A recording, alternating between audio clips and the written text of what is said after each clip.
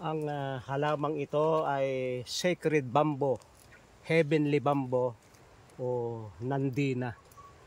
Yan yung makikita na ang kanyang bunga ay isang buwig na itong pahaba.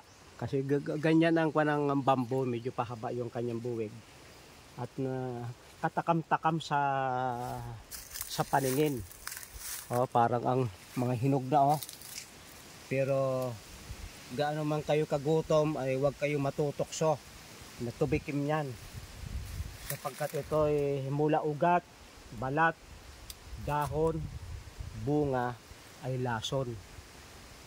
Ang lason na itong cyanide, para kayong nalaso ng kamuting kahoy pagka kayo makatikim nito. Kaya kahit mga ibon hindi siya pinakikialman. May mga halamang lason kasi sila ay bantay ng ibang halaman. Yung kanilang ugat sa ilalim ay nakasunto ng ibang halaman para sa mayroong ecology. May mga nakahalo na mga hindi makakain sa mga kahoy man, kahit sa mga damo. Dahilan may mga role sila, marahil ito ang isang role nito ay baka balang araw ay magamit sa pandemic. Baka may mga antiviral properties ito na sa kanya lang makukuha. At ito ay napakagandang tingnan. At ang kanyang katawan ay hindi ganong malaki, matibay, kayang huyukin, kayang i-bend nang hindi nasisira. Ibig sabihin ay ang halamang ito, ang kahoy na ito ay ornamental tree. Ito'y inaalagaan sapagkat kung meron kang garden na may mga nakalawit na ganyan, ay napakagandang tingnan.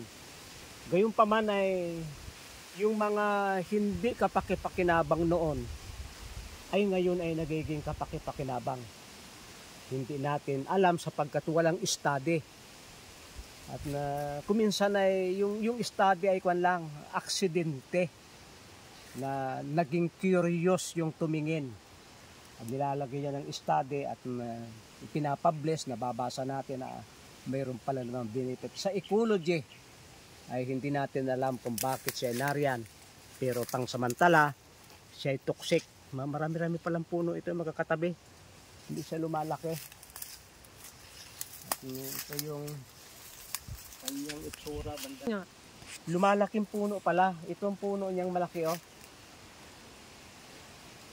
heavenly bamboo o sacred bamboo. At namumunga ng ganyan. Lumalaki ng ganyan. Alam niyo yung ganitong mga puno na lason hindi binubukbok.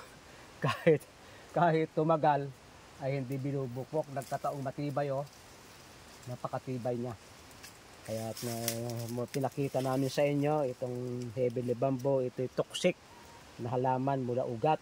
Lahat ng parte ng kanyang katawan ay huwag natin kakainin. Maraming salamat sa inyong pagsubaybay sa Natural Wellness si Pastor Vito.